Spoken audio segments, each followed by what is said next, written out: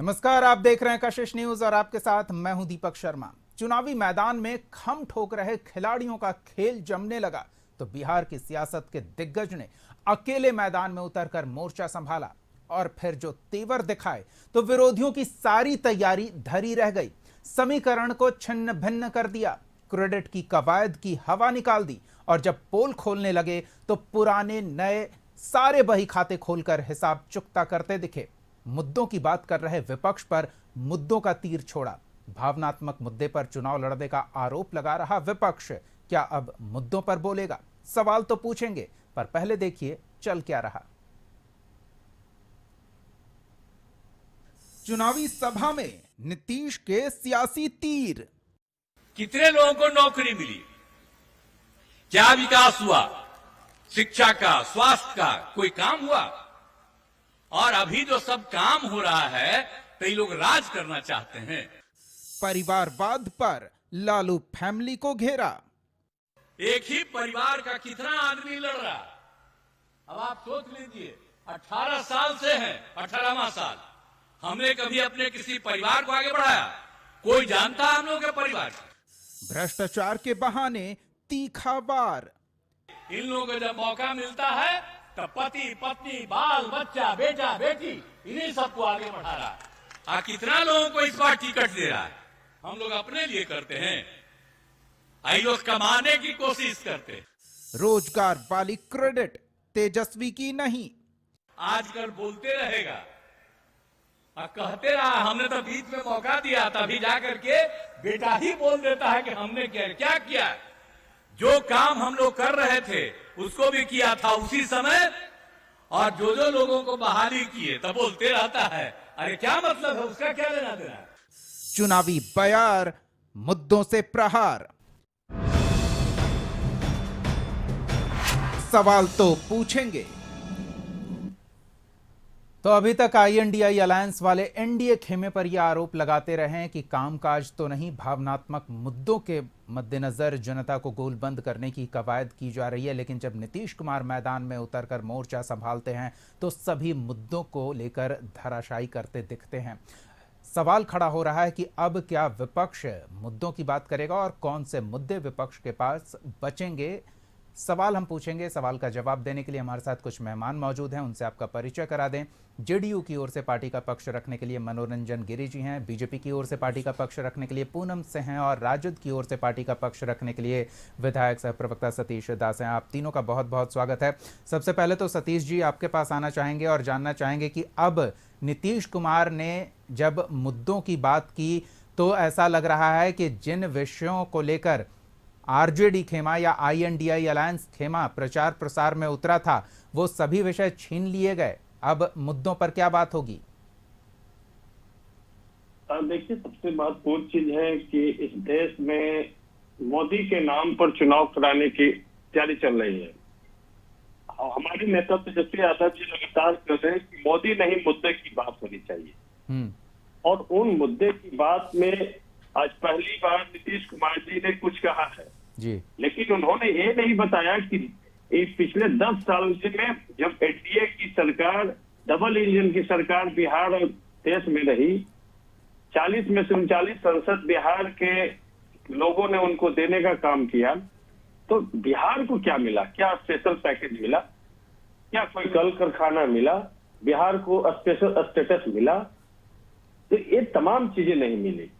बेरोजगारों को कितना नौकरी दिए इस पर उनके पास में कोई डाटा नहीं। वो 17 महीने के जो हम लोग की उपलब्धि है उसी को नीतीश कुमार गिनाने की कोशिश कर रहे हैं।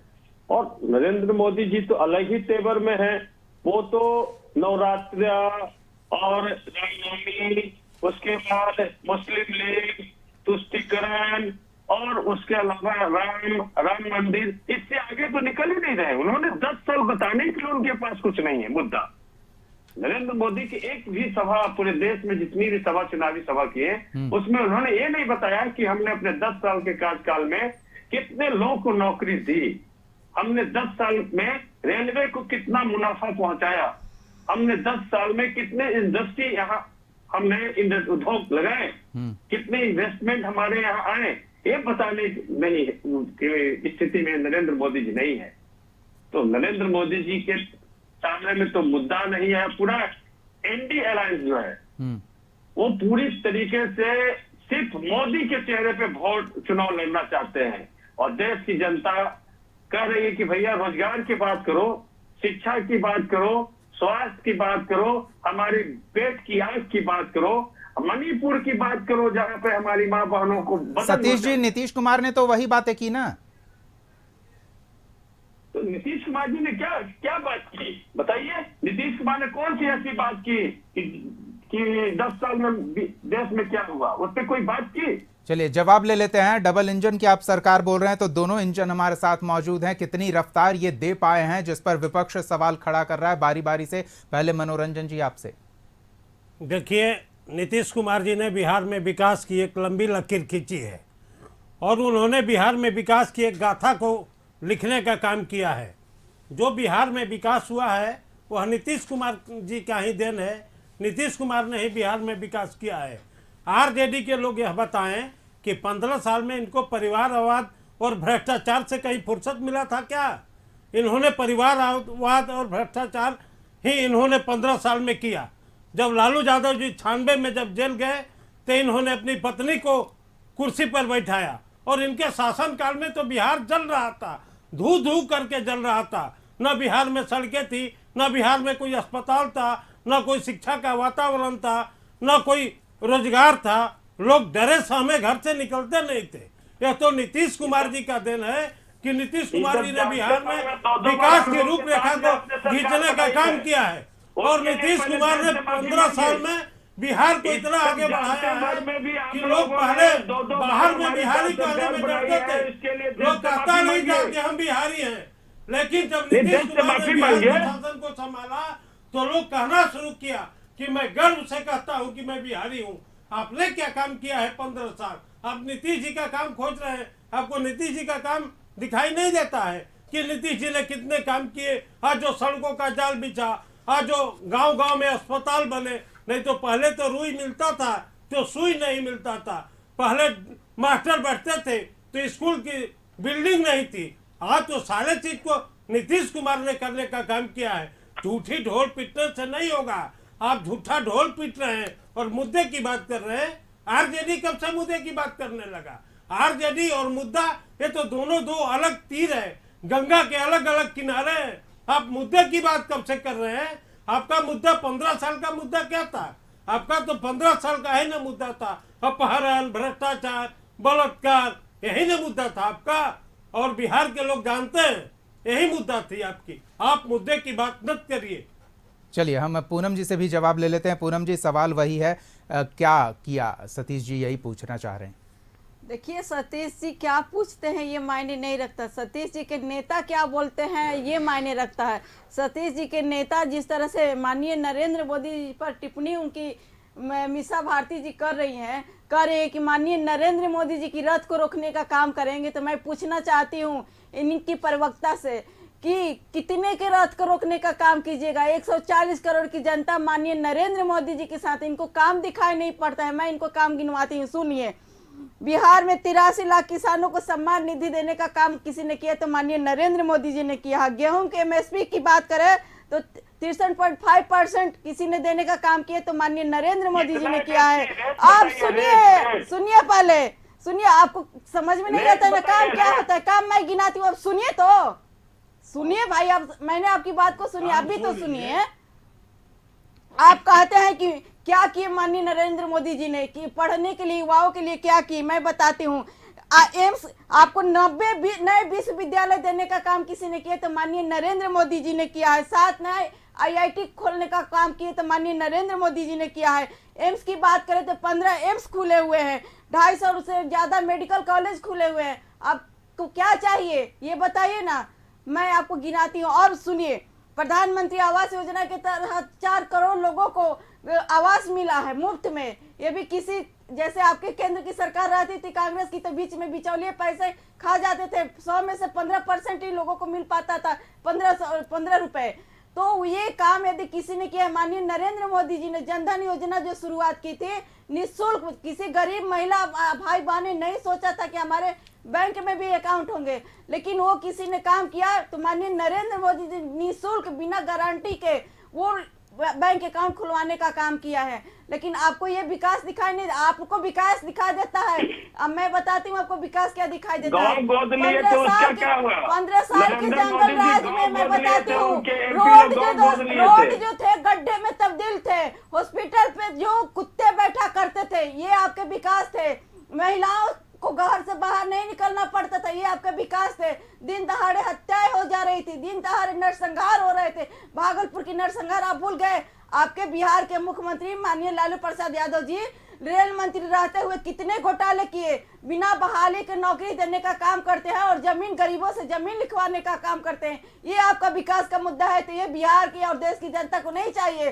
देश को जनता को चाहिए सुरक्षा, सुशासन, महिलाओं को सुरक्षा चाहिए, युवाओं को पढ़ने लिखने के लिए कॉलेज चाहिए, ये चाहिए देश की जनता को। आपके नेता लोग कहते हैं माननीय नरेंद्र मोदी जी की रथ को रोकने, आपने आडवाणी जी का रथ रोकने का काम किया था, उसको जनता ने मुंहतोड़ जवाब दे दिया है। आज तक आपकी सरकार बाहर है क्योंकि जनता ने उनको समर्थन किया है। आप कितना कर रोजगार रोकने का काम कीजिएगा, जनता सब देख रही है। ऐसा व्यक्ति जिसमें 25 पैसे का भी आरोप नहीं है, वैसे व्यक्ति के आपके नेता कहते हैं कि जेल के अंदर डालने का काम करेंगे। सारे भ्रष्टाचारी एक मंच पर आकर के साफ सुथरी छवि वाले व्यक्ति पर आपने जो आरोप लगाया है, पूरी देश और दुनिया आपको एक से एक बजाने का काम करेगी। बिल्कुल उस पर भी आएंगे सतीश जी, उसी पर बात हो देगी। आप कहाँ है, किस दुनिया में रह रहे हैं? चलिए जनता ठीक है, तो जनता देख भी रही है, जनता सुन भी रही है, जनता समझ भी रही है, लेकिन क्या जनता तक जो बातें पहुंच रही है उसकी विश्वसनीयता भी है?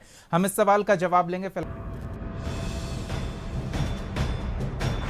सतीश जी के पास चलेंगे और उनसे जानेंगे। सतीश जी, मुद्दों की लंबी फहरिस्त, कई बातें दोनों खेमों की ओर से कही जाती है, लेकिन किसकी बातों में कितनी विश्वसनीयता है ये जनता भांप रही है, कैसे उसे विश्वास दिलाएंगे? देखिए, सबसे महत्वपूर्ण चीज है कि नरेंद्र मोदी जी की सरकार अमीर परस्त सरकार है और गरीबों को तबाह करने वाली सरकार। एक पहली सरकार है कि जो आटा, चावल और कफन पे जीएसटी लगाने वाली सरकार है। ऐसा कभी किसी सरकार ने ऐसा क्रूर मजाक गरीबों के साथ नहीं किया था। ये नरेंद्र मोदी जी की सरकार है जिसने इनके शासनकाल में जो बेरोजगारी दर है वो दुनिया में सबसे ज्यादा है। अंतर्राष्ट्रीय श्रम संगठन का जो रिपोर्ट है उसमें 83% गांव के बच्चे गरीब है, 100 में से 83 बच्चों को काम नहीं मिल रहा है। इस पे क्या नरेंद्र मोदी जी बोलेंगे? शहरी क्षेत्रों में 63% बच्चों को काम नहीं मिल रहा है। तो ये भयावह स्थिति इस देश की हो गई है। इस पे नरेंद्र मोदी जी कुछ नहीं बोलेंगे, वो सिर्फ बोलेंगे मुगल उनको याद आएंगे, उनको और लोग याद आएंगे, लेकिन यहाँ के गरीब बच्चे याद नहीं आएंगे, बेरोजगार बच्चे याद नहीं आएंगे। मणिपुर पर एक शब्द नहीं बोला। आज तक मणिपुर में मीडिया पे सेंसरशिप है क्या? डबल इंजन की सरकार है मणिपुर पे। नहीं, हमारे यहाँ कोई सेंसरशिप नहीं है। सतीश जी, आपने सवाल उठाया है, पूनम जी जवाब देने वाली हैं, जवाब दीजिए पूनम जी। नहीं, बिल्कुल नहीं है, यहाँ हम मजबूर करेंगे जवाब देने के लिए। आप सवाल खाली उठाते रहिए, हम जवाब लेते रहेंगे। पूनम जी की बात सुनते हैं। जम्मू कश्मीर और मणिपुर, पूनम जी जवाब दीजिए। अब सुनिए सतीश जी, मैं आपका जवाब दे रही हूँ। आप सुनिए तो मणिपुर के जवाब नहीं दे रही हूँ। मणिपुर पर आप बोल रहे, सुनना चाह रहे हैं ना, मैं जवाब दे रही हूँ। मणिपुर की बात के लिए माननीय नरेंद्र मोदी जी ने संसद में खड़े होकर जवाब देने के लिए खड़े हुए थे, लेकिन आपके सारे विपक्षी वहां से छोड़कर भाग गए थे। लेकिन फिर भी माननीय गृह मंत्री हमारे जो है अमित शाह जी 3 दिन वहां रह करके वहां सारी कानून व्यवस्था को नॉर्मल करके आए थे। लेकिन जब भी मणिपुर की कोई घटना हुई तो कभी आपके विपक्ष के में सरकार रही तो एक भी गृह मंत्री वहां जाने का काम नहीं किए। अब संदेश खाली पर भी तो बोलिए, संदेश खाली पर आप मौन क्यों हो जाते हैं? आपकी ममता दीदी आपके इंडी गठबंधन की नेता है, उस पर तो बोलिए किस तरह से महिलाओं का, किस तरह से नरसंहार है, महिलाओं का नंगा करके घुमाया जा रहा है। शर्म की बात आनी चाहिए, आप लोग को शर्म की बात आनी चाहिए। आप लोग बिल्कुल, दोनों दुर्भाग्यपूर्ण घटना है, लेकिन एक ही घटना का जिक्र क्यों? दोनों घटना की बात हो ना। नहीं दे पा रहे हो, मणिपुर में फिर भी गृह मंत्री जी जाकर के सारी व्यवस्था को सही किए, लेकिन आप लोग क्या कर रहे हैं? ठाकुर पर क्या किया आपने? आपने क्या किया? आपके नेता क्यों संसद छोड़कर भागने का काम किए? माननीय नरेंद्र मोदी जी जवाब देने के लिए तैयार थे, आपके विपक्ष में हिम्मत होती तो वहाँ खड़ा होकर जवाब देने का काम करते, लेकिन आप लोग डर से भाग गए कि नरेंद्र मोदी जी मुंहतोड़ जवाब देंगे। मैं पूछना चाहती हूँ कांग्रेस के प्रवक्ता से, चलिए इस पर भी हम जवाब ले लेते हैं। इनकम टैक्स क्यों चोरी किया कि नहीं किया? इनकम टैक्स ने आपको नोटिस दिया है कि नहीं दिया है? आपने आय से अधिक काम करके क्यों संपत्ति दिखाने का काम किया? कांग्रेस के प्रवक्ता जवाब दे। मैं पूछना चाहती हूँ, आप इस पर जवाब दीजिए। मतलब अडानी अंबानी का अंबानी जब आपकी सरकार थी तो आपके साथ तो बहुत अच्छे थे, आज आपको अंबानी की याद आ रही है। किसानों का आप कर्ज नहीं माफ किए, किसानों को बिजली बिल का नहीं माफ आपने किए। कहा था आपके कांग्रेस की सरकार, सुनिए, कांग्रेस की सरकार थी तो आपने कहा था कि 75,000 प्रति व्यक्ति किसानों को देने का काम करेंगे, प्रति महिलाओं को 1 लाख रुपया देने का काम करेंगे। आपने नहीं किया, लेकिन माननीय नरेंद्र मोदी जी ने 11 करोड़ रुपए। चलिए तो हमारे दर्शक भी समझ रहे होंगे कि मुद्दा कितना महत्वपूर्ण है और कामकाज दिखाना कि किया जा रहा है जनता के सामने। पूनम जी 1 सेकंड। सिर्फ और सिर्फ सनातन को अपमान करते हैं, हिंदू को गाली देते हैं, IQ टेस्ट आपके नेता करते हैं। चलिए हम सनातन धर्म पर IQ टेस्ट मनोरंजन करते जी हैं। से भी एक जवाब ले लेते हैं। मनोरंजन जी, किसानों के लिए, ग्रामीण युवाओं के लिए क्या हुआ बिहार में, एक बार उसका भी जवाब दीजिए। देखिए, किसानों के लिए हम लोगों ने हरित क्रांति जो हम लोगों ने किसानों के लिए शुरू किया और किसानों के क्षेत्र में बहुत काम किया मुख्यमंत्री माननीय नीतीश कुमार जी ने। हम लोगों ने ट्रैक्टरों पर सब्सिडी दिया, खाद पर सब्सिडी दिया, हम लोगों ने बीज पर सब्सिडी दिया और सिंचाई के क्षेत्र में भी बहुत बड़ी क्रांति हुई। अभी गंगा जल का पानी हम लोगों ने नालंदा में गिराने का काम शुरू किया। फल्गु नदी जो गया में नदी थी उसके ऊपर रबर डैम हम लोगों ने लगाने का काम किया। सतीश जी, मैं एक बात अवश्य कहना चाहूँगा कि आरजेडी जब मुद्दे की बात करती है तो हम लोगों की हंसी आती है। आप लोग तो विकास से वैसे डरते हैं जैसे लाल कपड़ा दिखाने पर सांड भड़कता है, वैसे आप लोग विकास से भड़कते हैं। एक बात बताइए, बिहार में इंजीनियरिंग कॉलेज, बिहार में मेडिकल कॉलेज हम बताना चाह रहे हैं, आप सुनिए। बिहार में आपके शासन काल में कितने इंजीनियरिंग कॉलेज थे? नहीं, बिहार के बिहार में आप चरवाहा कॉलेज खोले थे और हमने इंजीनियरिंग कॉलेज खोला, हमने मेडिकल कॉलेज खोला। किसी को पता नहीं है। आपके टाइम में कितने कॉलेज खोले थे? आपके टाइम में बिहार में कितने अस्पताल बने थे? आपको बिहार में विकास किए नहीं। बच्चा आपको बिहार में जब अपना 17 साल में नीतीश कुमार भाजपा नहीं कर पाई और राष्ट्रीय जनता दल करवा ली जाती है। भारी गणना आप लोगों को बेमान नहीं लगता है। आप लोग बिहार में विकास की बात नहीं कर सकते क्योंकि आपने कितना इंजीनियरिंग कॉलेज खोला, आपने मेडिकल कॉलेज कितना खोला, आपने कितना हाईवे बनाया, आपने कितना नदियों पर पुल बनाया। ये सारा काम नीतीश कुमार ने किया है और नीतीश कुमार विकास के पर्याय है। ठीक है मनोरंजन जी, विकास के रहनुमा है। एक बार सतीश जी को मौका देते हैं अपनी बात रखने के लिए। सतीश जी, आप 17 साल का हिसाब ले रहे हैं तो कुछ 2 साल ही कम रहे होंगे। 15 साल का हिसाब देने का दायित्व बनता है। 15 साल बनाम 17 साल या 17 महीने, सबका हिसाब तो जनता देख ही रही है ना। आखिर भुक्तभोगी भी वही है, लाभान्वित भी वही है। हिसाब वो बेहतर तरीके से करेगी तो अपना बही खाता तो प्रस्तुत कीजिए। एकदम बही खाता। लोग 15 साल बनाम 15 साल पे पिछले बार चुनाव 2020 का लड़ चुके हैं।